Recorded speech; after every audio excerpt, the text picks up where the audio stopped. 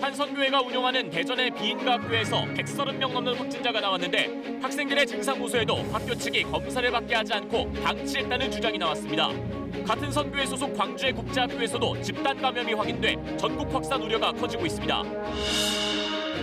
코로나 손실 보상을 놓고 당정 사이에 갈등설이 불거진 가운데 문재인 대통령이 재정이 감당할 수 있는 범위에서 손실 보상 제도화를 검토하라고 지시했습니다. 국민의힘 김종인 위원장은 대통령이 긴급재정 명령권을 발동해서라도 신속히 문제를 해결하라고 요구했습니다. 정의당 김종철 대표가 같은 당 장혜영 의원을 성추행한 사실이 드러나 직위 해제됐습니다. 피해자인 장 의원은 인간으로서 존엄을 회복하기 위해 공개적으로 책임을 물었다며 이 같은 성폭력이 되풀이되지 않도록 사회가 답을 찾아야 한다고 강조했습니다. 서울시가 지난 1년 동안 코로나19 확진자가 이용한 대중교통의 실내 공기와 손잡이, 의자 등을 검사했더니 바이러스가 단 한 건도 검출되지 않았습니다. 해외 입국자를 이송하는 특별수송 택시 기사 중에도 감염된 사례가 없는 것으로 나타났습니다. 이용부 법무부 차관의 택시기사 폭행 사건과 관련한 동영상 묵살 사실이 알려지자 경찰이 뒤늦게 사과했습니다. 담당 수사관이 윗선에 이런 사실을 보고하지 않았다는 건데 그 이유에 대해선 진상조사가 끝난 뒤 설명하겠다고 밝혔습니다.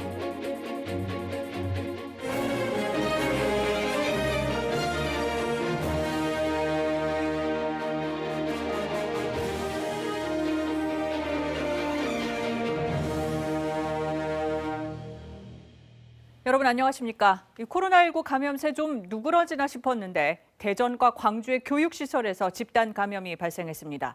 오늘 9시 뉴스 이 소식부터 짚어봅니다.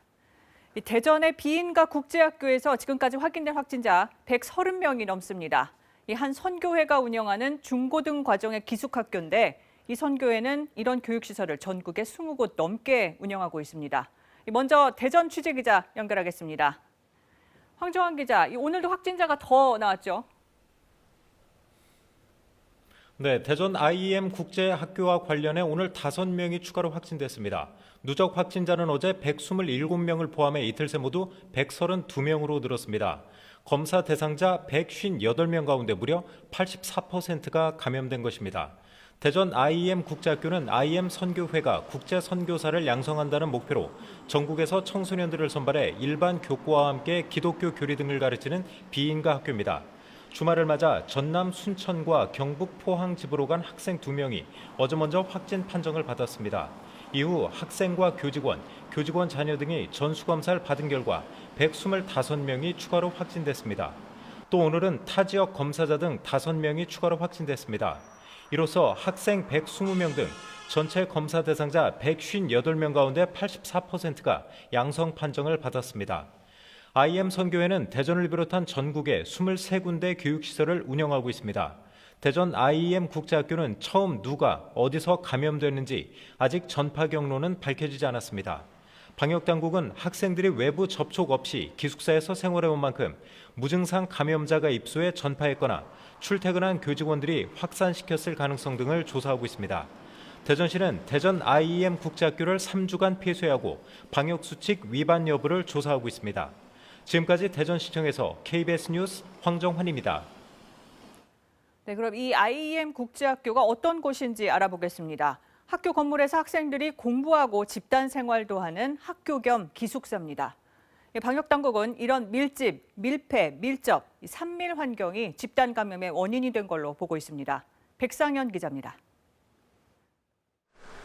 대전 IEM 국제학교는 IEM 선교회가 운영하는 비인가 학교입니다. 선교사 양성을 목적으로 설립됐습니다. 영어 수업의 비중이 높고 검정고시반과 수능반, 유학반으로 교과 과정이 나뉘어져 있습니다. 재학생은 모두 120명, 전원 기숙사에서 24시간 생활합니다. 학생들은 기숙사에서 한 방에 적게는 7명, 많게는 20명이 함께 생활했습니다. 일부 학생들이 마스크도 쓰지 않은 채 수업을 계속했습니다. 건물 지하에 있는 식당은 칸막이 없이 마주보고 밥을 먹게 돼 있습니다. 샤워 시설과 화장실도 다 함께 공동으로 사용해왔습니다.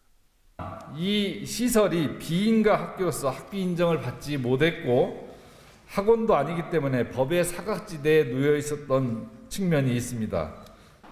특히 지난 12일 한 학생이 기침하고 두통을 느끼는 코로나 의심 증상을 보였습니다. 그러나 학교 측은 즉시 진단 검사를 받도록 하지 않았습니다. 한 학부모는 아이를 병원에 데려가 달라고 학교 측에 요청했지만 학교 측은 이를 받아들이지 않았습니다. 열이 난다 이렇게 얘기했더라고요. 네네. 병원에 들어가 달라고 얘기했죠. 이치를 간 거죠. 3일 그렇죠, 동안. 학부모는 아이들의 땀을 닦아주는 게 다였다고 말합니다. 열이 39점 몇 도까지 올라가서 네. 그동안에 어떻게 참았냐 이랬더니 열나면 닦아주고 재고 가고 이랬다고. 하지만 해당 시설 측은 열이 나는 아이를 쉬게 했더니 상태가 좋아졌다며 학부모들에게 해명한 것으로 알려졌습니다. KBS 뉴스 백상윤입니다. 네, 임시 선별검사소가 차려진 이곳은 유치원 앞마당입니다. 이 아이들은 공룡 인형 손에 들고 울음을 꾹 참아가며 순서를 기다렸습니다. 어제 하루에만 100명 넘는 아이들이 검사를 받았습니다. 광주광역시의 한 국제학교에서도 감염이 잇따르고 있는데 확진자가 이 유치원에 다녀갔기 때문입니다. 이 학교는 앞서 전해드린 대전의 국제학교와 같은 선교회 소속입니다. 방역당국은 그 관련성을 조사하고 있습니다. 취재기자 연결해 보겠습니다. 김혜린 기자, 이 확진자 상황부터 좀 전해주시죠. 네, 오늘 하루 광주에서 TCS 에이스 국제학교와 관련해 4명이 추가 확진 판정을 받았습니다. 이곳에서 첫 확진자가 나온 뒤 사흘 동안 관련 누적 확진자 수는 27명으로 늘어났는데요. 처음 확진자가 나온 건 지난 토요일이었습니다. 이후 방역당국이 밀접 접촉자를 대상으로 검사한 결과 첫날 15명, 어제 8명, 그리고 오늘 4명이 확진됐습니다. 전라남도는 광주 TCS 에이스 국제학교와 관련해 확진자가 계속 나오자 전남 여수의 TCS 국제학교 학생과 교사 등 42명에 대해 선제적 전수 검사를 실시했습니다. 광주와 여수의 해당 교육시설들은 132명의 확진자가 나온 대전의 IEM 국제학교와 같은 IEM 선교회 소속입니다. 방역당국은 대전 IEM 국제학교와 이곳 학교가 최근 사람이 오가는 교류가 있었는지 여부를 살피고 있습니다. 전남 순천에서는 어제 대전 IEM 국제학교에 다니는 학생 1명이 확진되기도 했습니다. 국제학교 확진자 4명을 포함해 광주에서는 효정 요양병원 관련 확진자 1명과 기존 확진자의 접촉자 1명, 감염 경로가 밝혀지지 않은 확진자 1명 등 모두 7명이 신규 확진됐습니다. 전남에서는 오늘 광양과 여수, 화순과 신안 등에서 확진자 5명이 나왔습니다. 지금까지 광주광역시청에서 KBS 뉴스 김혜린입니다. 네, 이번 집단 감염은 이른바 3밀 조건 속에서 집단 생활을 했다는 점이 이전의 신천지 또 BTJ 열방센터 사례와 비슷합니다. 이 정부는 방역 역량을 최대한 투입해 추가 확산을 차단하고 이런 집단 감염이 또 발생하지 않도록 전국 대안학교를 전수조사하기로 했습니다. 이어서 김경진 기자입니다. 정부는 이번 대전 집단 감염이 제2의 신천지나 상주 열방센터처럼 전국적인 감염 확산의 또 다른 불씨가 될까 걱정하고 있습니다. 역학조사 역량을 최대한 투입해서 빠른 시간 내에 방역망을 펼쳐서 추가적인 확산을 차단해 주시기 바랍니다. 특히 진원지가 되고 있는 부분에 대해서 신속하게 정보를 수집하고 중앙방역대책본부는 오늘 오전 역학조사팀장을 포함한 긴급 현장 대응팀을 즉각 대전에 보냈습니다. 지자체와 합동으로 시설을 폐쇄하고 감염 경로를 조사하면서 노출자를 추적하고 있습니다. 또 경기도 용인시와 광주광역시 등 해당 종교단체가 다른 지역에서 운영하는 학교에서도 확진자가 발생함에 따라 전국의 관련 시설을 전수조사하기로 했습니다. 더 나아가 유사한 집단 감염이 발생하지 않도록 이번 기회에 전국에 있는 대안학교 기숙시설에 대해서도 한꺼번에 점검한다는 계획입니다. 종교시설 운영 대안학교, 기도원, 수료원 등 모든 기숙형 종교교육시설에 대하여 방역 실태를 긴급히 점검해 주시기 바랍니다. 서울시는 이번 종교시설과 관련된 비인가 국제학교가 송파구에 2군데 있는 것으로 파악하고 오늘 긴급조사에 들어갔습니다. 예방적 조치 방안으로 비인가 등 유사한 형태의 타 교육시설에 대해서도 서울시, 교육청, 자치구 합동으로 점검할 예정입니다. 또 114곳의 비인가 대안학교 가운데 한 곳이 현재 기숙 형태로 운영 중이라며 이 학교에 대해선 선제 전수 검사를 실시하고 있습니다. KBS 뉴스 김경진입니다. 네, 그럼 전체적인 코로나19 상황 정리해 보겠습니다. 새로운 확진자는 437명 확인됐습니다. 이 감소세가 지속되고 있었는데 앞서 보신 대전과 광주의 집단 감염 때문에 400명대를 유지하고 있습니다. 또 다른 위험 요인이죠. 변이 바이러스도 계속 확인되고 있습니다. 영국을 통한 변이 바이러스가 4건, 남아공 3건, 브라질 2건 등 9건이 추가됐는데요. 이 검역 단계나 입국 뒤 자가격리하는 동안 확진돼서 이 지역 사회에 노출된 사람은 아직 없습니다. 이 방역 당국은 오늘부터 브라질에서 입국하는 내국인에게도 PCR 음성 확인서를 제출받는 등 검역을 강화하고 있습니다. 이 백신과 치료제 소식에 더 귀 기울일 수밖에 없는데 방역 당국은 오는 9월까지 전 국민의 70%가 1차 접종을 마치게 하겠다고 밝혔습니다. 이 자세한 접종 순서와 시기 김민혁 기자가 전해드립니다. 올해 코로나19 방역의 핵심으로 정부는 백신과 치료제를 꼽았습니다. 당장 다음 달부터 백신 도입이 시작되는데 9월까지 전 국민의 70%가 1차 접종을 마치고 11월까지는 집단 면역을 만들어낸다는 구상입니다. 지금까지 확보한 백신은 모두 5,600만 명분. 여기에 노바백스 백신 2천만 명분이 추가 도입되면 모두 7,600만 명 분량입니다. 접종 순서도 공개됐습니다. 1분기 요양병원과 노인의료복지시설, 고위험 의료기관의 종사자가 가장 먼저 접종하고 이어 65세 이상 국민과 의료기관, 노인복지시설 종사자가 맞게 됩니다. 3분기에는 만성질환자와 19세부터 64세까지 성인이, 4분기에는 2차 접종자와 미접종자가 대상입니다. 백신 종류에 따라 접종 장소도 달라집니다. 화이자와 모더나 등 mRNA 방식은 초저온의 냉동 보관이 필요한데 냉동고가 설치된 전국 250곳의 접종센터에서, 아스트라제네카 같은 바이러스 벡터 방식은 기존 냉장 보관 방식으로 충분해 전국 10,000곳의 의료기관이 담당합니다. 국산 백신 개발도 올해 안에는 결실을 보겠다는 방침입니다. 국산 치료제는 2월 초, 백신은 연내 개발을 목표로 늦더라도 끝까지 지원하여 백신 자주권을 확보하고 향후 신종 감염병 위기에 대응하는 역량은 더욱 높이도록 하겠습니다.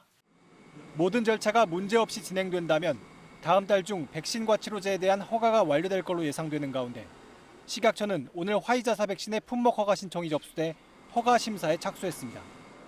한편 정부는 기존 5인 이상 사적 모임 금지 조치가 개인 간 접촉을 막는 데 큰 효과가 있었다며 가족들이 많이 모이는 설 연휴의 특성을 고려해 연장하는 방안에 대해 검토 중입니다. KBS 뉴스 김민혁입니다. 정치권의 화두로 떠오른 코로나19 손실보상제와 관련해 문재인 대통령이 제도화를 지시했습니다. 당정 사이 이견이 빚히는 상황에서 나온 대통령의 첫 언급입니다. 국민의힘 김종인 위원장은 대통령이 긴급 재정명령을 발동해서라도 재원을 마련하라고 요구했습니다. 먼저 김비치라 기자입니다. 문재인 대통령은 보건복지 관련 부처 새해 업무 보고에서 코로나 손실보상을 제도화하라고 지시했습니다.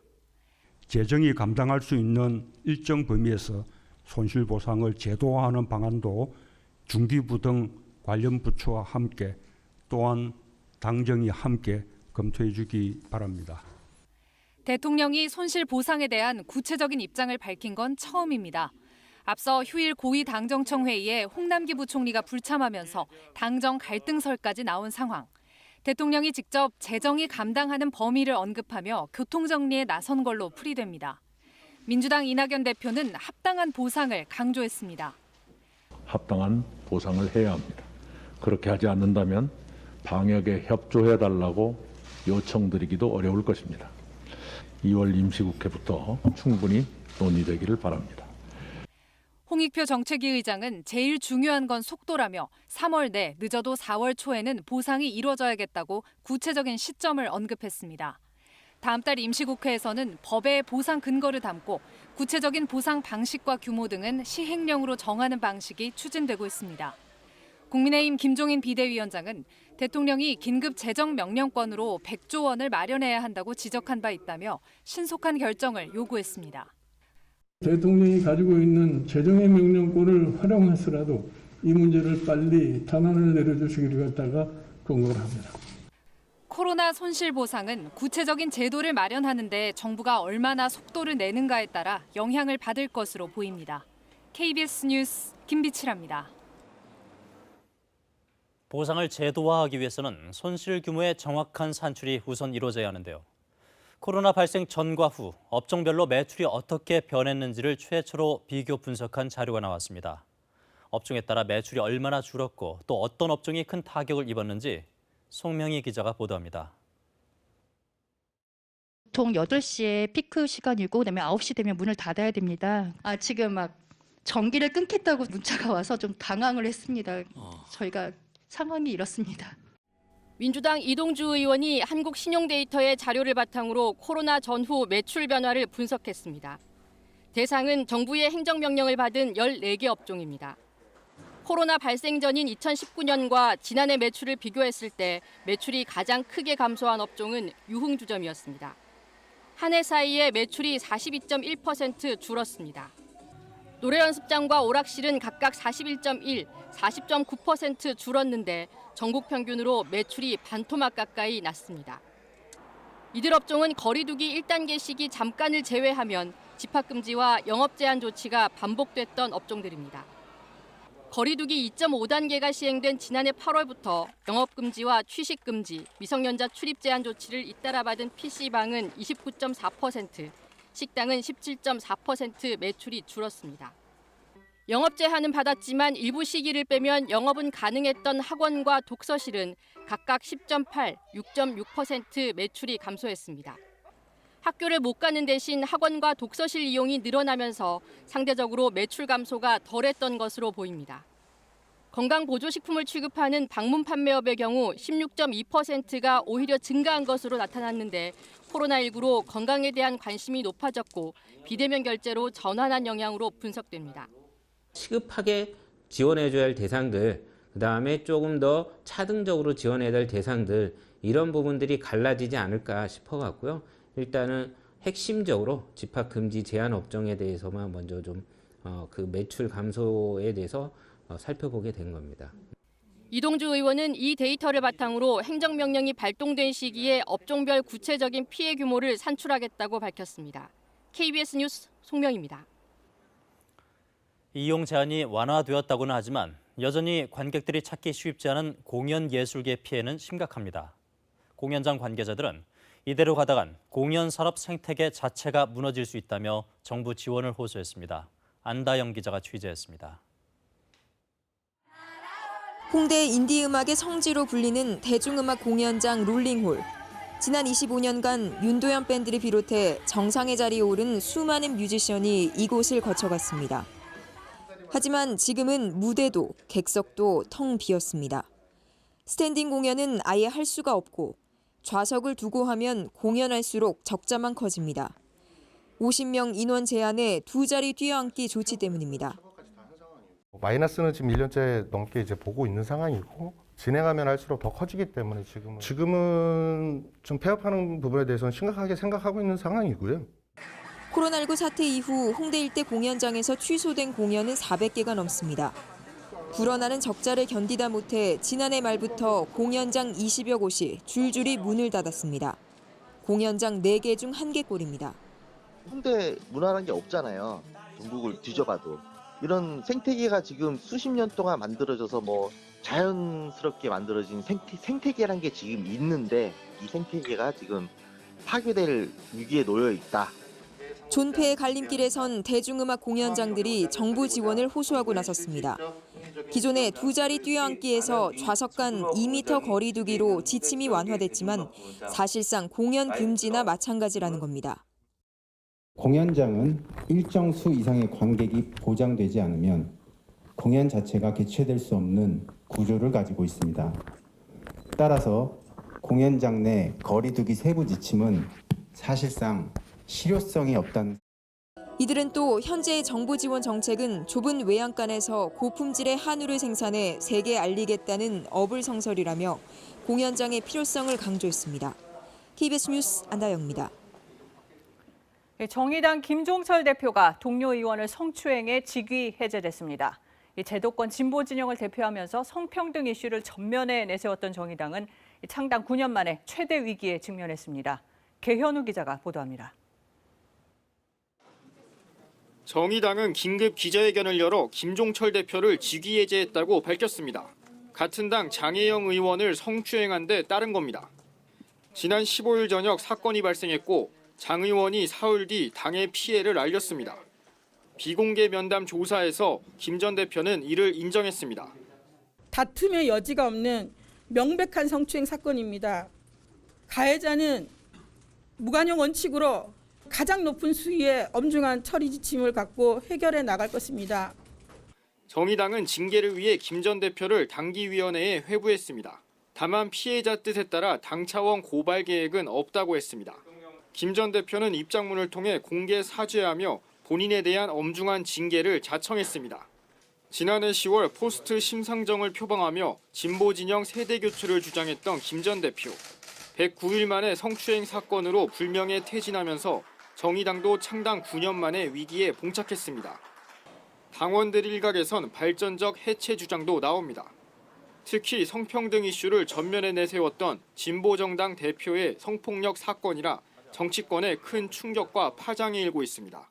서울과 부산에 만연한 불평등을 해소하고 권력형 성범죄 등 성폭력으로부터 안전한 도시로 탈바꿈시킬 것입니다. 민주당은 충격을 넘어 경악이라며 무관용 원칙으로 조치를 취하고 2차 피해가 생기지 않게 해달라고 밝혔습니다. 국민의힘도 2차 피해 방지를 지적하면서도 박원순 전 시장 사건을 거론하며 민주당을 향해 성비위 사건 처리엔 정의당이 낫다고 비판했습니다. 정의당은 내일 대표단 비공개 회의를 열고 비대위 체제 전환 여부와 보궐선거, 대표 경선 등 전반을 논의합니다. KBS 뉴스 개헌우입니다. 정치권에서 성폭력 사건이 불거질 때마다 자성이 있긴 하지만 근절되진 않고 있습니다. 장혜영 의원은 피해 사실을 공개한 뒤 2차 가해가 두려웠다면서도 성폭력은 저지르는 사람도 당하는 사람도 따로 정해져 있지 않다면서 모두의 책임을 강조했습니다. 이어서 이화진 기자입니다. 2018년 미투 운동 당시 정의당은 반성문을 냈습니다. 정의당은 성폭력 문제가 철저한 자기 반성의 대상이어야 한다며 당내 성폭력 사례를 차례로 고백하고 2차 가해를 저지른 당직자의 직무 정지를 의결했습니다. 문제 해결 중 가해자가 완고한 자기 논리를 앞세워 책임지기를 거부하거나 탈당 등의 방식으로 징계 책임을 회피하기도 했습니다.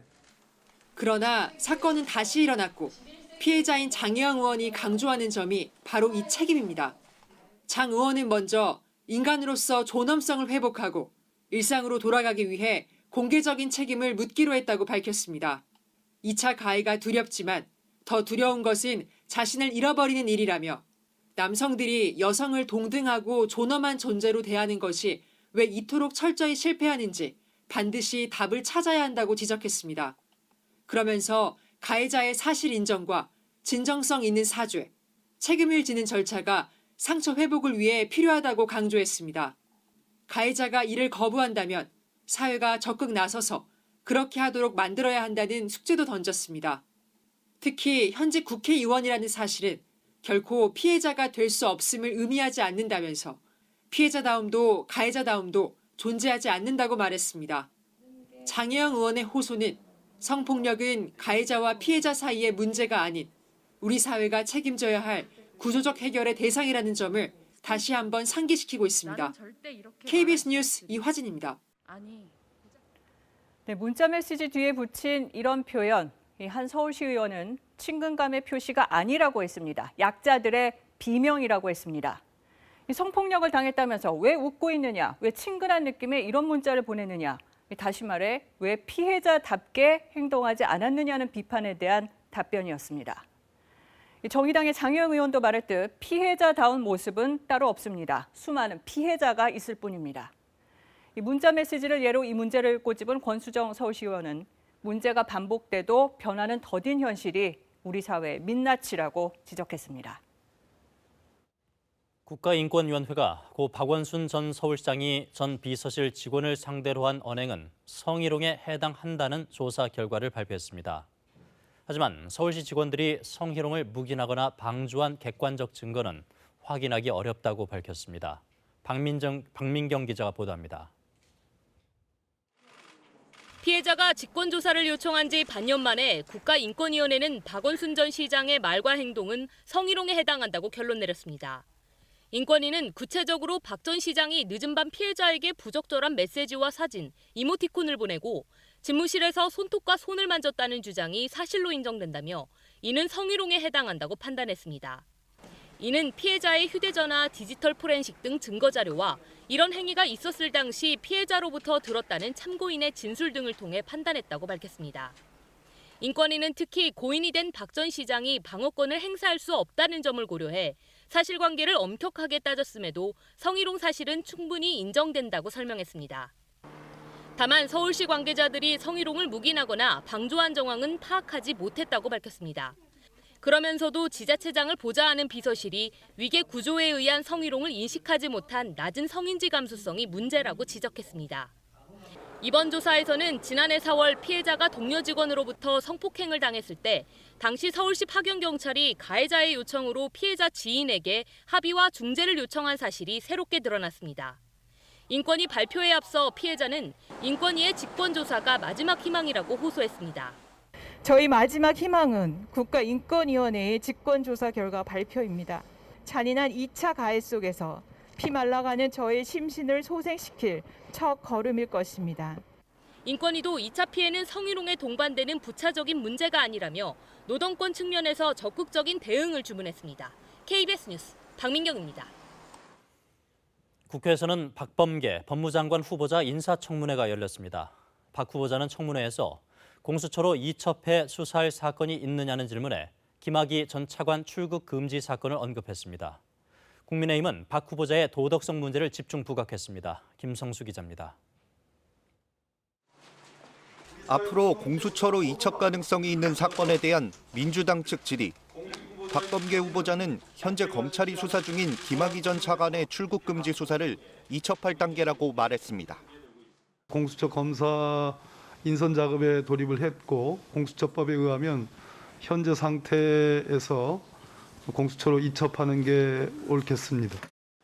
윤석열 총장 부인 사건에 대한 공수처 이첩 질문엔 엄중히 처리돼야 한다는 원론적 답변을, 채널A 한동훈 검사장 사건에 대해서는 공수처 이첩 여부에 대한 입장을 내기는 적절치 않다고 밝혔습니다. 검찰 인사에 대해서는 법률이 정한 대로 윤석열 총장의 의견을 듣겠다고 했습니다.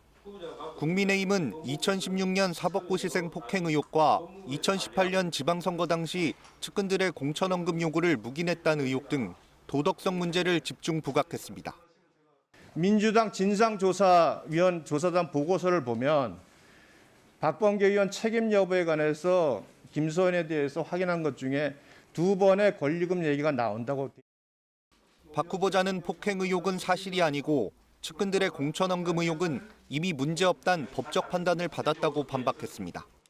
제가 알지 못하는 상태였기 때문에 묵인 방조로 볼 수 없다는 것이 법원의 판단입니다. 주식 불법 투자 혐의를 받는 업체 대표가 박 후보자와 친분을 내세워 투자금을 모았다는 주장도 제기됐는데 박 후보자는 근거 없는 의혹이라고 일축했습니다. KBS 뉴스 김성수입니다. 네, 1월 하순이지만 어제 오늘 잠시 봄을 만났습니다. 포근한 기온 덕에 희고 붉은빛의 매화가 한가득 피었고요. 이 부산에는 진달래가, 또 제주엔 유채꽃이 얼굴을 내밀었습니다. 이 고단한 일상 속 반짝 봄 선물이 아닌가 싶은데요. 하지만 며칠 뒤면 다시 강추위가 찾아옵니다. 요즘 날씨 말 그대로 냉탕과 온탕이 반복되고 있는데 그 이유가 뭔지 이정훈 기상 전문 기자가 전해드립니다. 서울 홍릉숲에 노란 꽃이 활짝 폈습니다. 봄의 전령, 복수초입니다.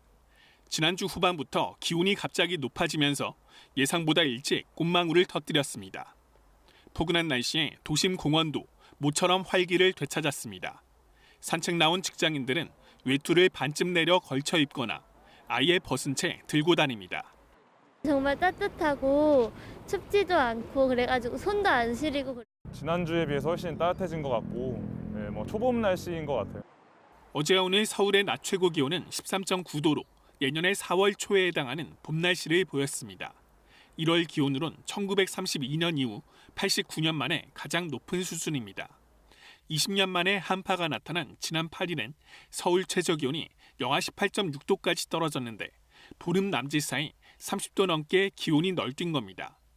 북극 한파를 몰고 왔던 찬 공기의 축이 러시아 동쪽으로 물러가면서 한반도는 북동풍이 불어왔고 이 북동풍이 백두대간을 넘을 때 발생한 팬 현상으로 서쪽 지방에 고온 현상이 일어난 겁니다. 다만 이렇게 극단적으로 기온이 바뀌는 근본적인 배경에는 기후변화라는 큰 흐름이 있다는 게 전문가들의 분석입니다. 1950년대부터 전 지구 기온을 조사한 결과 지구 기온이 상승함에 따라 해마다 기온 변동폭도 커진 것으로 나타났습니다. 원래 자연적으로 존재하는 기후 변동의 폭을 기후 변화가 더 크게 만든다는 설명입니다. 기후의 변동 폭이 커지는 거기 때문에 그런 것들은 어떤 극한 기상, 어떤 극한 기후 현상의 빈번한 발생 이런 것들과 연관이 있다고 말씀드립니다. 기상청은 이번 주 금요일엔 서울 기온이 다시 영하 12도까지 떨어지는 등 또다시 한파가 찾아오겠다고 내다봤습니다. KBS 뉴스 이정훈입니다.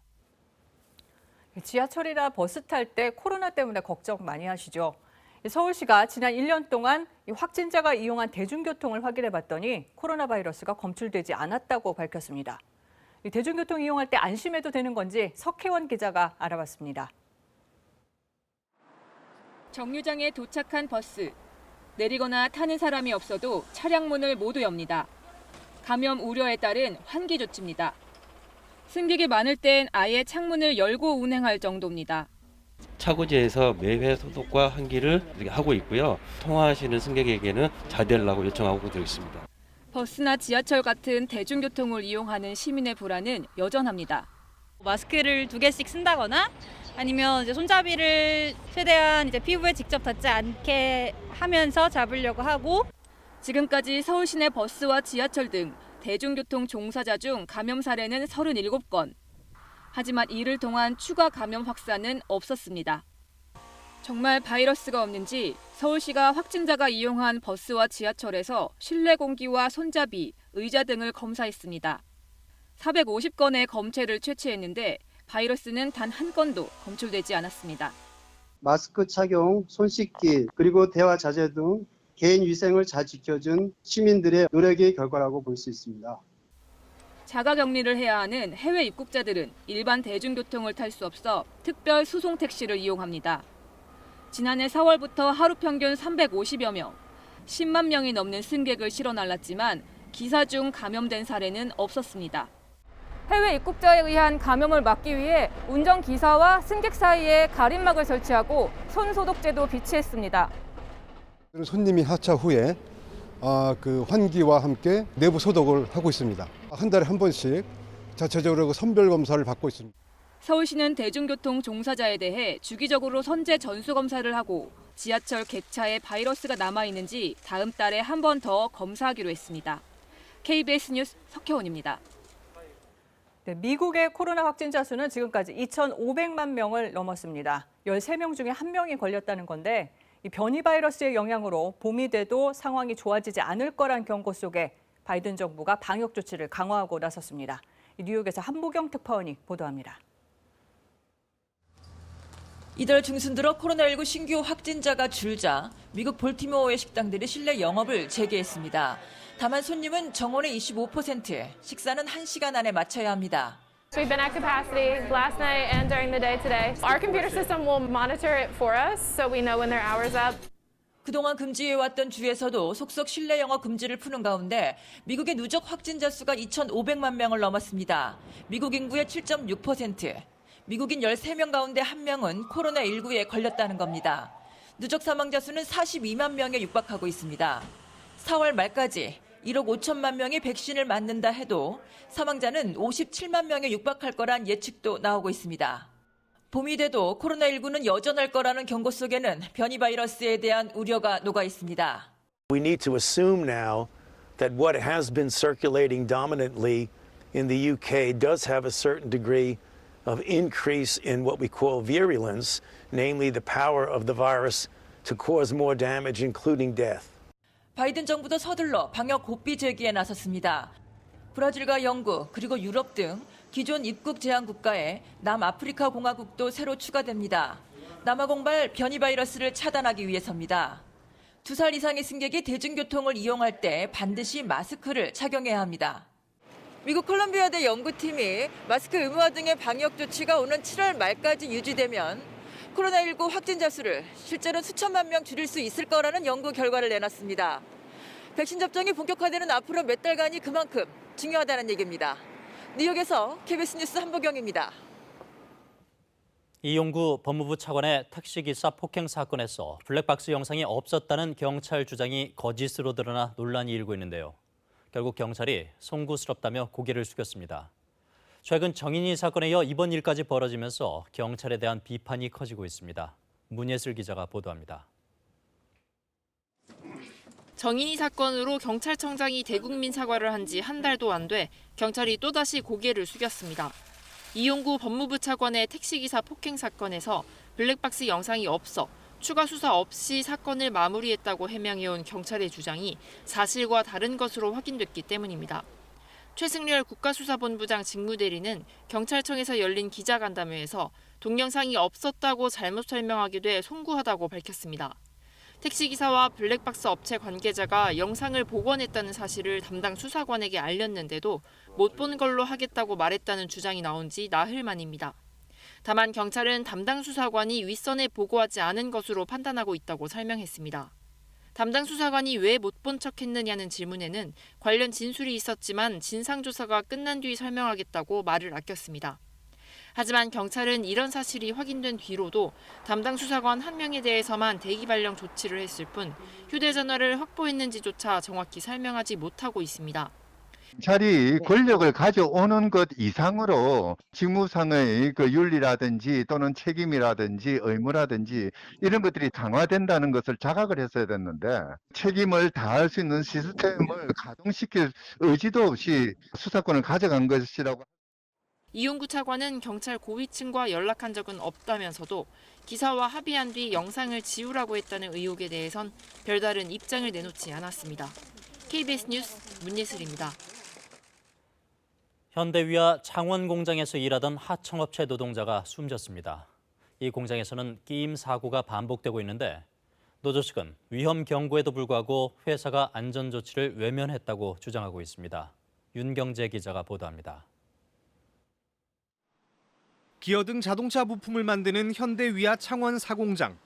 이곳에서 일하던 하청업체 40대 노동자가 압착기계에 끼어 크게 다쳐 병원 중환자실에서 치료를 받다가 어제 새벽 숨졌습니다. 사고 발생 13일 만입니다.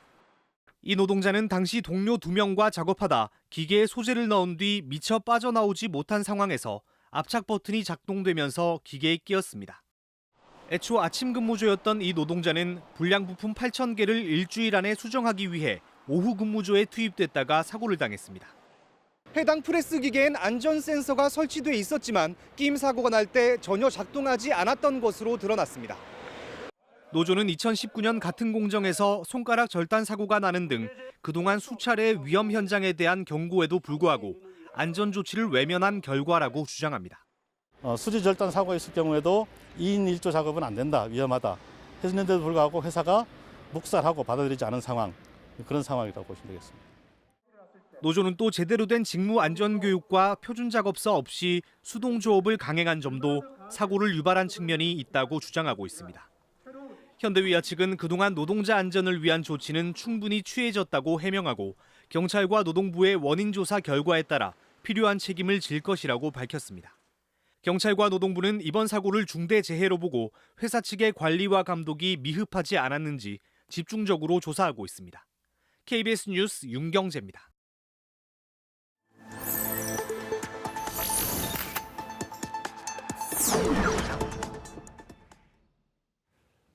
시민들의 제보로 만들어지는 제보 제대로 보겠습니다 코너입니다. 삼성전자가 최근 공개한 최신형 스마트폰 갤럭시 S21에서 사진을 찍을 때 화면 색깔이 바뀌는 등 이상 현상이 있다는 불만이 잇따르고 있습니다. 삼성전자는 소비자 불만을 최소화하겠다는 입장을 내놨습니다. 박대기 기자가 보도합니다. 카메라 성능을 자랑으로 내세운 삼성의 신형 스마트폰 갤럭시 S21. 화면이 깨지면서 보라색으로 바뀌더니 결국 작동을 멈춥니다. 이래 왜 멈춰가? 아닌지 이거. 자신의 얼굴을 촬영하는 셀카 모드로 전환하면 이 같은 현상이 나타납니다. 화면이 깨지면서 보라색으로 흐려지고 멈춤 현상 발생이 돼서 지난 22일 사전 예약을 통해 갤럭시 S21을 구매한 김모 씨도 똑같은 현상을 경험했습니다. 셀카 모드로 하면은 계속 이렇게 돼가지고 검색해보니까 저 말고도 다른 사람들도 이런 증상이 보인다고. 인터넷 곳곳에선 비슷한 불만들이 속속 올라오고 있습니다. 일부 소비자는 서비스 센터에 갔다가 기다려달라는 말만 들었다고 전했습니다. 갔더니 말하기 전에 벌써 알고 있어요. 혹시 그런 깨지는 상태에 오셨나요? 긴급하게 조치 중이라고 기다리라는 거예요.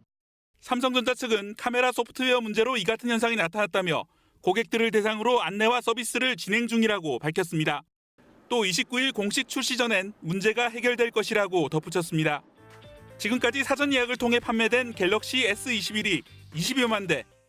소비자 불만과 민원은 앞으로도 이어질 가능성이 커 보입니다. KBS 뉴스 박대기입니다.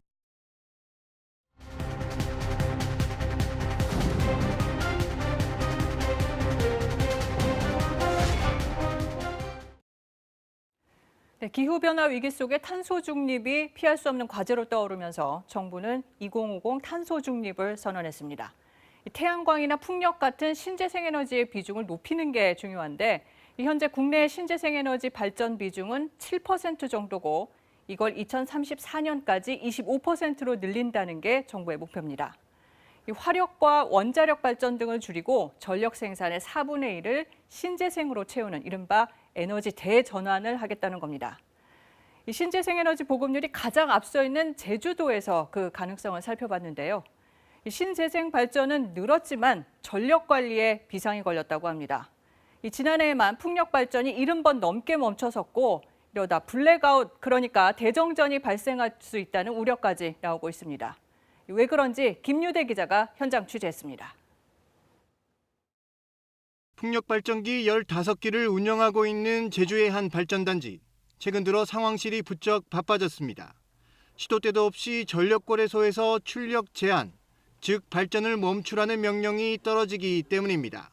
발전 출력을 제약해달라고 이제 연락이 와서 그에 따라서 저희들도 이제 발전 출력을 줄이고 제주 풍력발전소에 대한 출력 제한 명령은 지난 2015년 처음 발령된 이후 해마다 급증해 지난해는 70번을 넘어섰습니다. 나흘에 한 번꼴로 풍력발전기를 강제로 멈춰 세운 겁니다. 전력 과잉 생산 때문입니다. 남는 전기를 그냥 흘려보내면 전력망에 과부하가 걸리고 최악의 경우 블랙아웃, 대규모 정전 사태가 발생할 수도 있습니다. 전압을 초과하는 과전압 현상의 문제가 일어나기도 하고요. 수요를 초과해서 초과 발전을 발생하면 이제 정전을 유발하게 됩니다. 제주도가 현재 전기를 만드는 방법은 크게 4가지입니다. LNG를 사용하는 이런 화력발전소의 비중이 가장 크고 육지에서 이렇게 해적 케이블로 넘어오는 전력이 30% 정도. 그 다음이 제주도에 100여 개가 설치된 풍력 발전기. 그리고 최근까지 800여 곳에 세워져 전력 생산을 빠르게 늘려가고 있는 태양광입니다. 이렇게 늘어난 신재생 발전량만큼 기존 화력 발전의 비중을 낮출 수는 없을까? 현재로선 어렵습니다. 신재생 발전량은 날씨에 따라 들쭉날쭉인데다 화력 발전기는 한 번 끄면 재가동하는 데 시간이 오래 걸리기 때문입니다. 출력 변동이 크게 발생하여도 정전이 안 일어나도록 전통적인 발전기를 최소 운전 대수로 또 전격 용량의 50% 수준으로 운전하고 있어야. 해법은 2가지. 남는 전기를 타지로 보내거나 전기를 저장했다가 부족할 때 쓰는 방법입니다. 그러나 전력을 육지로 보내기 위한 해적 케이블은 설치를 추진하고만 있을 뿐 아직 공사도 시작하지 못했습니다.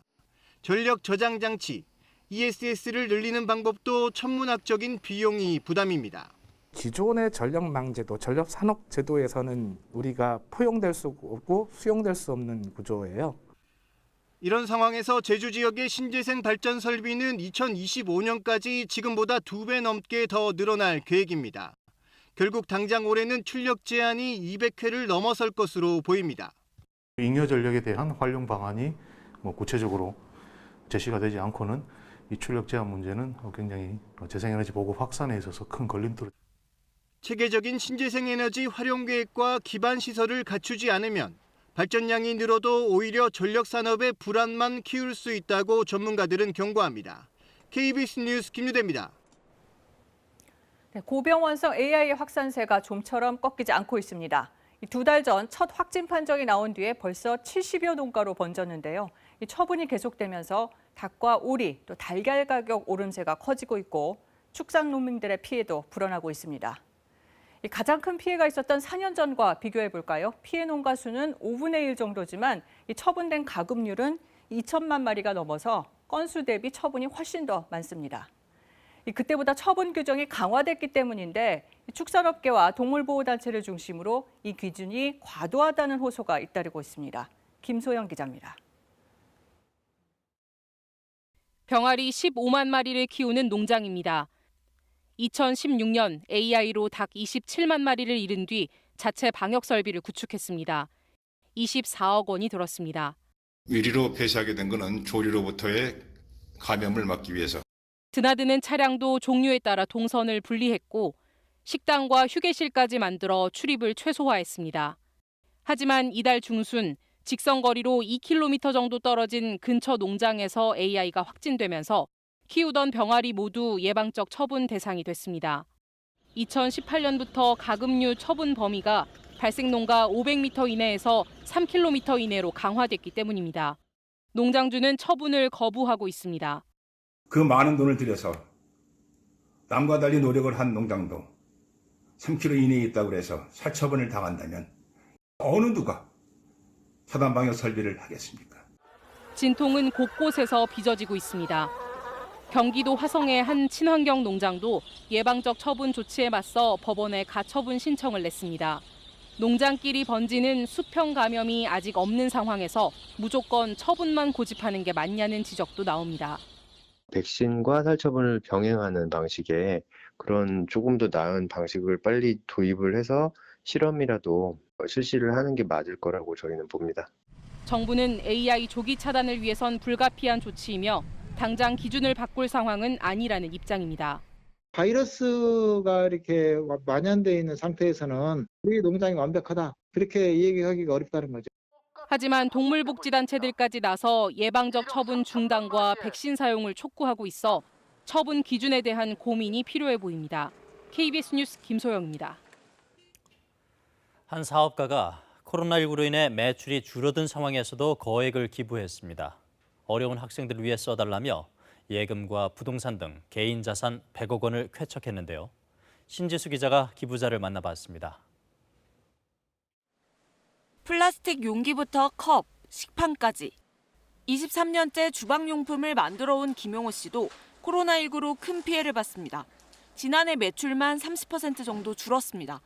외식업 부분에 납품을 하기 때문에 식당 문이 닫히면 저희도 타격을 받게끔 돼 있죠.